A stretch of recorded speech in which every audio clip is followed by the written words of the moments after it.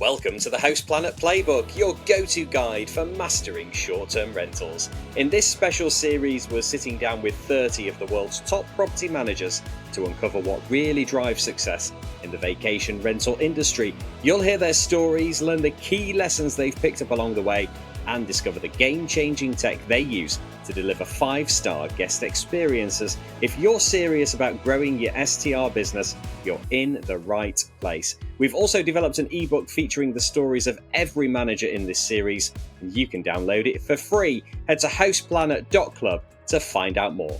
In today's episode, we're chatting to Todd Parker from Overlook Cabin Rentals. Stand by for a deep dive into the Smokies, the importance of hiring the right cleaner, and how to stand out in a crowded market.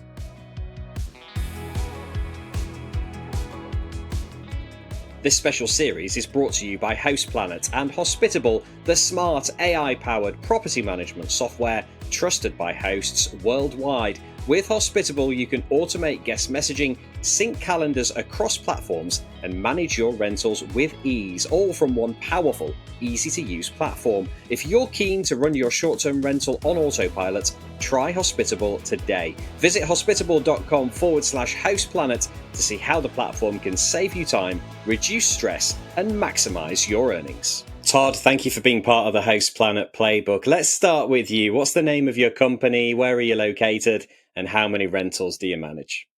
Name of our company is Overlook Cabin Rentals. We're based in the Smoky Mountains and in Blue Ridge, Georgia. And we're up to 11 properties that we manage right now. Fantastic. So tell us about your journey then. How did you get involved in the short-term rentals world? It started pre-COVID. We basically needed money for daycare. Daycare was very expensive, and we had a little bit of inheritance money left over. And so we had a few long-term rentals, but we thought, hey, maybe we could buy a cabin up in the mountains and make a little bit of extra money on it. We looked into property managers up there. They're charging, 20 to 40%. I'm like, we would barely break even doing this. I don't know.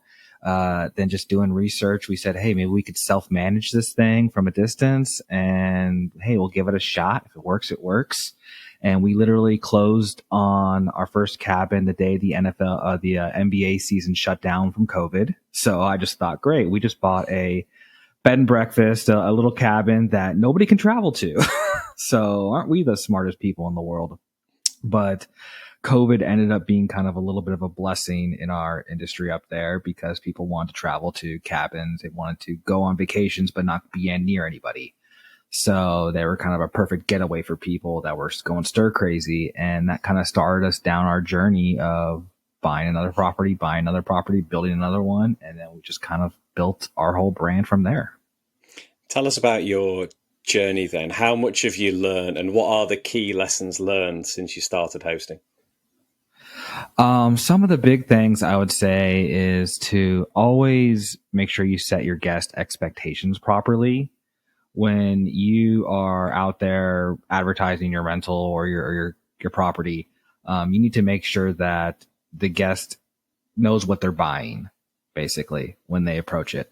And so you're properly advertising, you're describing the amenities properly, you're explaining what they're going to get when they purchase it. So that way, when they arrive, they have those set expectations, because if they come there and wait, this doesn't look like what I saw, this doesn't look like the photos, you're just setting yourself up for problems from the beginning. So doesn't mean you don't have great photos, just don't make yourself embellished and don't promise things you can't deliver. It's mostly that. Tell us about your area then, where you're operating. What are the main challenges and opportunities where you are? I would say the main challenges right now we're dealing with, obviously there is a drag on the economy, I would say, in the traveling economy. Bookings are down overall from past years. But opportunity-wise, there is definitely a place for unique and special rentals. So if you are just one, because there's over 14,000 cabins up in the Smokies, a lot of them are the same. Traditional looking, some bears around there, some cabin decor, grandma's cabin, okay. But if you want to really set yourself apart and you build something special or create something special, you're going to automatically be in the top echelon of rentals up there. And so that's really going to help you. That's what I really tell people now to do is don't just buy one to have one. You need to kind of build it from the ground up and design it from the ground up, which is kind of hard for people just getting into the space because they don't know a lot of those things. But that's what I recommend to people I talk to who want to get into it now or want to advance in it, is that you need to really curate a unique and special place that's going to be one of the top places out there. Like we just built a Scandinavian style treehouse up in the Smoky Mountains. There's nothing like it up there. And it's shown with how well it's booking, even in this kind of down market that we're kind of seeing right now. And maybe for your next one then, for the next cabin that you build, what are the essential things that you'd like to include? If somebody came to you and said, I want to build one tomorrow, what are the essential things that they should have that should really stand out to guests and make sure that you're getting very high occupancy and high rates? So basically, I would say you need to really focus on your amenities and what you're providing. Obviously, everybody's going to have a hot tub up there. It's kind of a standard thing. But how are you designing that hot tub? Are you putting it in a place where that hot tub has great views? Are you putting it in a unique spot? There's a lot of cabins up there with indoor pools. Okay, just because you have an indoor pool now doesn't make you special. How does that pool apply in your property from a design perspective? Does it have a view? Does it have like a door or something that opens? What makes it unique and special? And so that's why I really tell people is like, you need to really incorporate design into your function of your amenities, because not only is it going to look great in photography, it's going to be, advertising wise like that, but it makes you different than somebody else. And that's what you need. You need to make yourself different. So that way you can provide these really critical amenities that people are going to be looking for out there. You've mentioned kind of setting people's expectations. What are your other top tips for delivering an outstanding guest experience? So I always recommend to people that you need to have cleaning focused above all else. I mean, it doesn't really matter. You could have something broken or something wrong go on, but if you don't have a clean property when a guest walks in, you just failed. I mean, straight up, you just failed. So it's critical that you have the right people in place that are maintaining the property, keeping it clean, and going above and beyond, making sure the light bulbs are replaced, making sure this is restocked, making sure that is clean. It's just something you cannot skip on, and just something you cannot cut corners on, pure and simple. And I would always tell people too that to deliver a great guest experience, you need to plan for the worst. So you need to make sure that you are ready, because something's going to go wrong. And you need to make sure that, hey, I have a HVAC guy ready on call if something ever goes wrong. I have my general maintenance guy on call if something ever goes wrong.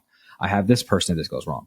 You need to make sure that you are ready, so when something does happen, you can quickly action it towards the guest saying, hey, I'm sorry this happened. Here's what I'm doing to fix this. And that's what most guests want to see. They understand things go wrong. Most people are very understanding out there, and they're like, hey, we get it. Something happens. But you need to be showing them that you are working and actioning towards the solution. And to do that, you need to be prepared. You can't be searching for air conditioning repair people at 11 p.m. at night. You need to be already knowing who you're going to call when something goes wrong like that. In terms of getting the cleaning right, is that a case of finding great people, or is it a case of training people so that they understand the experience that they're delivering? How have you gone about making sure that the cleaning is 100% spot on? You go through a lot of people. That's the unfortunate thing, is you're gonna fire people, and it's okay. If I tell people all the time, if you're thinking of changing your cleaners because they're not keeping up to the standards, then you already need to do it.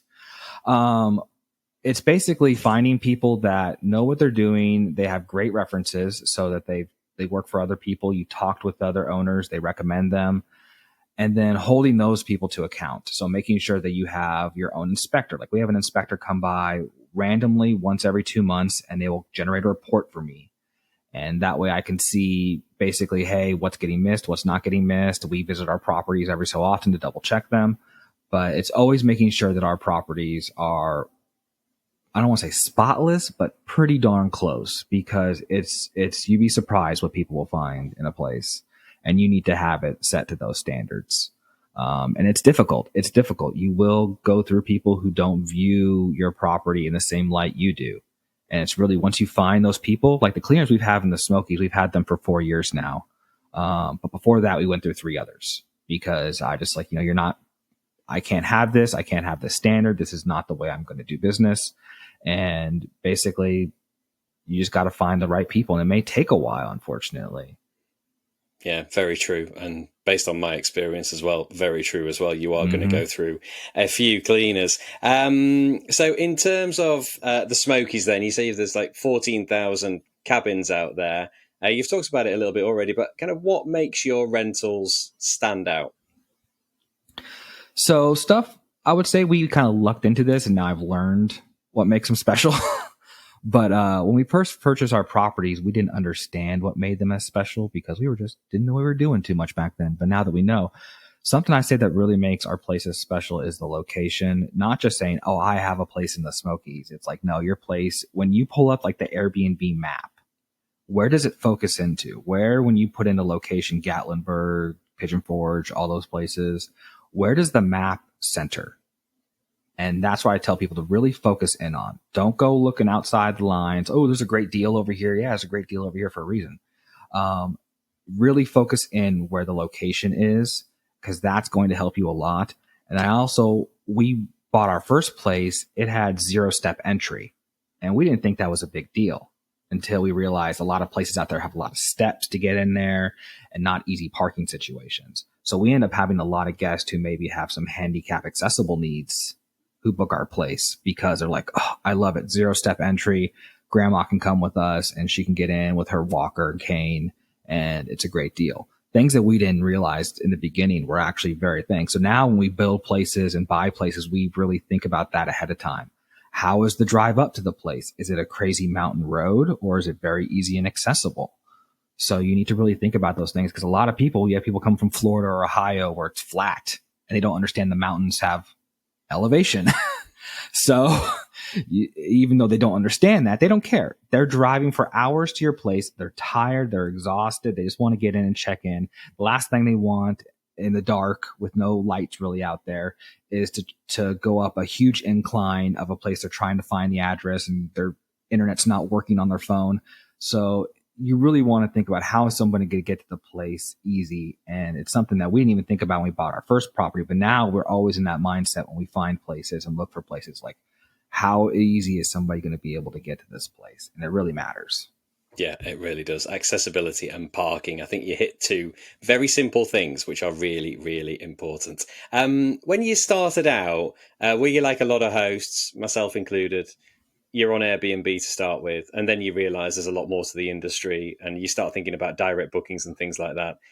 Was that you? And how have you kind of developed trying to attract more direct bookings? Yeah. So when we first started, we were just on Airbnb, Vrbo, and that's kind of how we did things for a couple of years. And then we moved to other things like booking.com and some other websites, some with more success than others. But it really wasn't until we started to see that, hey, there is a market for direct bookings. And the problem was when we tried to start with it, it was just a hassle. It was absolute hassle to not only build a website, try to have people do things on there and book it, but then to collect payments and process taxes and all the stuff like that you kind of take for granted with Airbnb. And you're like, oh my God, is this really worth it? The time and extra effort. And we stuck with it. Our first year of trying to do direct bookings, we maybe had like 3. I mean, it wasn't much going on. Most of them were people we knew. But as we worked on it and developed it, and we worked with our property management system, Hospitable, they started rolling out their direct booking platform, and we started being an early incorporator of that. It really helped start taking things off. The minute we had people be able to, go on a place, be able to price it out, book it, it was just a game changer for us. And now we are up to about 20-25% direct bookings. And we are growing constantly with it. And it's something we're very happy about, especially as we've seen kind of the market dip down. Being able to really leverage our direct bookings has been a great thing. And we've been doing a lot of that with social media. Yeah, I was just going to say, what are your top tips for generating those direct bookings? So I tell people all the time, just because you have a direct booking website doesn't mean squat. You've basically built a little shop on a back end corner there. Who's going to know you're there? Who's going to go by and check out your stuff? Probably nobody. Okay. And so I tell people all the time, you need to be directing people to there. And so that means you need to be on social media. It's just has to be a requirement now, between not only doing, Facebook, Instagram, blah, blah, blah, but we've been doing stuff on TikTok too. And we've been kind of doing that stuff like, hey, let me talk about cabins. Not many people own a cabin. Not people own a vacation rental or an Airbnb. So let me talk about it. What am I doing today? What the problem I had today? I had a bad guest today. What went right? What are we doing? We're building a new property. Let's tour it. Let's go through this. And just building that connection with our audience. So when people think, hey, I want to book a place, I have that connection, that parasocial relationship with this guy and this company. And therefore, they're my first ones to go to. And we're starting to get that a lot more traction on that, where people are like, oh yeah, I saw you here, or I saw that, or I've seen your post or something like that. And so that's been really great for us. And then we've also been working with content creators. So trying to find the right people who are in those travel social circles of, social media, and having them come out to our properties and not only share their experience as advertising, but then capturing B-roll footage for us and content for us that we can also use in our social media posts. Fantastic. So what do you love most about hosting? The money.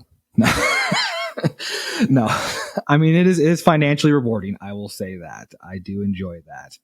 But what I really do enjoy is to know that we are building something that people are spending their hard-earned money on, and they are enjoying a vacation with their family. When somebody lets us know that, like, hey, we had an amazing time and we want to come back next year because this is like the first cabin we stayed at that, everything's gone right. And, we love the place. And it was so clean and you had everything. We love this place. And just those kinds of comments to us really make the thing. And knowing that somebody says, hey, I want this to be, I want to come back every year with my family to your place because I loved it so much. That really tells me, like, hey, we're doing something right. And, it really feels rewarding. Fantastic. Okay then, Todd, we've got a few more quick fire questions now. You have mentioned them already, but which PMS do you use? We're on Hospitable.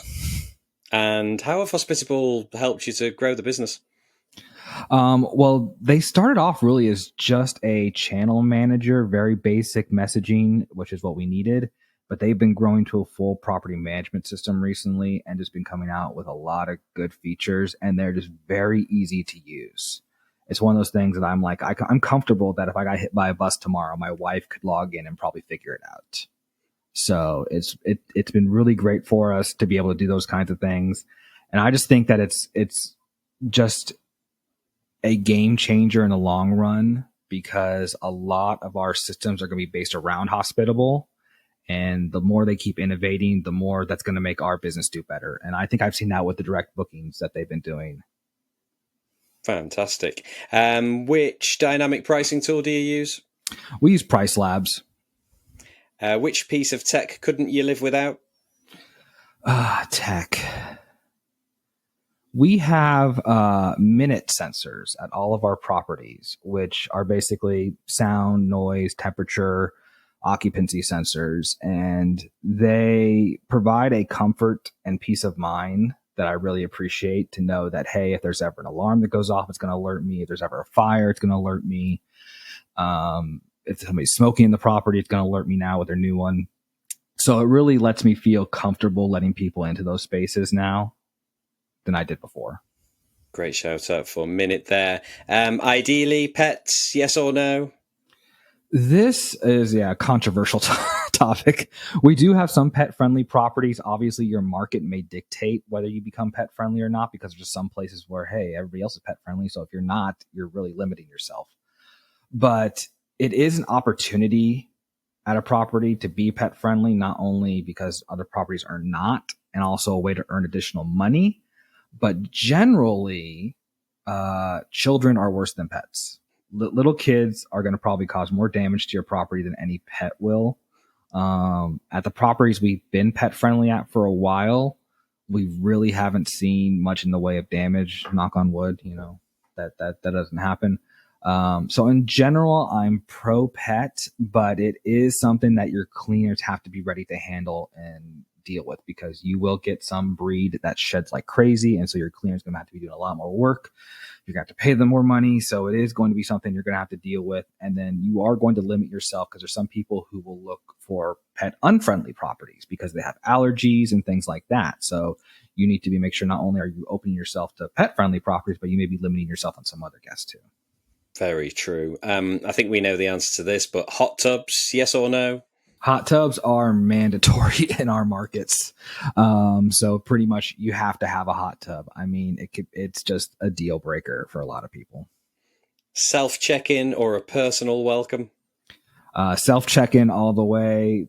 Especially the younger people don't want to talk to anybody, don't want to see anybody, don't want to go. We give them the codes, go check in, simple, easy, done. And they don't want a phone call either. Pretty much. Telephone call or AI response? So we're just getting into AI, and I'm still nervous on it because I'm such a control freak, and to give my messaging to somebody else and hope that it's going to be doing the things correctly is something we're still looking into and making sure that we train them right. Hospitable has been working on some AI things in the property management system, so we are looking into that long term as a solution, especially for like after hours messaging. Just because I'm one guy, so I need somebody to answer those things. When somebody messages me at 2 a.m., I'd like to have somebody there doing that. But I want to make sure they're answering it rightly. I don't want them to talk, and say something to a guest that I wouldn't normally say. So that is something that, we definitely want to make sure that we're doing. So a bit of both for now then with the telephone call and AI response? Yes. And what's your most memorable hosting moment? Let's see here. I'll give you two. I'll give you one good one, one bad one. So we'll start off with a good one. We had a storm roll through one of our properties and knocked over a tree that kind of blocked part of the driveway. The guest had to leave. They were kind of local, like only a couple hours away, but the power had been out for so long that they were like, hey, we got young kids. We just had to go someplace where it's cool or whatever. And so they left, but they came back because they had like a week-long booking once the power came back on. But when they came back, they brought chainsaws from home to cut up the tree that was blocking the road partially. And they just kind of told me like, oh yeah, this tree was blocking the road. We cut it up and just set it off to the side. I hope that's okay. And I was like, oh, thank you. It was something I've never seen. I usually have somebody complain about that and I had to get somebody out there. But, they're like, no, we took care of it. And I'm like, all right, good on you. Wow. Were they hunting for firewood or something? Or no, just they were like, oh, we saw it down when we left. And when we came back, we brought our chainsaws from home and just took care of it for you. And I was like, all right, cool. Sounds like a bit of a hobby or something. I'm sure it was some guy with with the chainsaw, like, now's my time to shine. This is my moment. Exactly. As for a bad experience, I would say we had a guest because we have these gas fireplaces, which have like these fake ceramic logs in them. I had a guest like take apart those log sets and take it outside of the fire pit and try to light it on fire. Tried to use the fake ceramic logs as actual logs. Ouch. I mean, they might be quite flammable. Well, they're stone. So oh, right. They're the ceramic stone logs that you have in the fireplace, in the gas fireplace.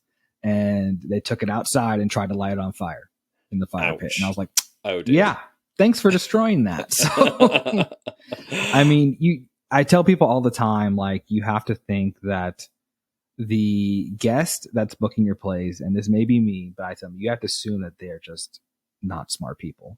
You just have to, you have to cater to the lowest common denominator sometimes because you have to protect guests from themselves. Keep it as simple as possible. Yeah. It is something I've learned over time because I sometimes have to go and think, oh, anybody can figure this thing out. And I'm like, no, you got to pretend like you don't know this. You have to walk into and say, get somebody who doesn't know what you're doing. Can they walk in and figure this out 99 times out of 100? And if you can't, then you need to probably rethink how you're doing it or what the amenity is or what it is. Because if you have an amenity or something out there that's causing a lot of problems, that's phone calls to you. That's calls to a handyman to help walk the guest through it or something like that and show them. and that's time and money. And so I tell people all the time, if you need to have something that's simple and easy, and you need to calculate that when you bring an amenity into a property. Yeah, 100%. I had a couple of guests this past week, actually, and they called saying the hob on the cooker's not working, and also we don't know the Wi-Fi code. The usual, we don't know the Wi-Fi code. So I went round, my rental's around the corner, the switch for the cooker wasn't on. So that was, and it was right next to the cooker. And then for the Wi-Fi code, it's the code is there literally on the router. But unfortunately, it was their company which had booked the rental for them, and they hadn't shared any of the check-in instructions or anything like that. So they didn't get the link, they didn't get the guidebook. So yeah, so it was a quick, there we go, and read that. So it was a very quick fix, but yeah. We've all been there. Okay then, Todd. So we got a shout out now. Is there an individual in the STR space who's helped you that you'd like to give a shout out to? I would say our original realtor that helped us buy our first cabin, Jennifer Mix. She does stuff in the Smokies and in Florida, but she was really instrumental in helping us navigate. How do we do this? How does this work? What happens? Do we do this? All the questions you have when you first start off and not knowing squat about renting a place out. She really helped guide us and helped us with our first couple purchases. And so I really appreciate her for that.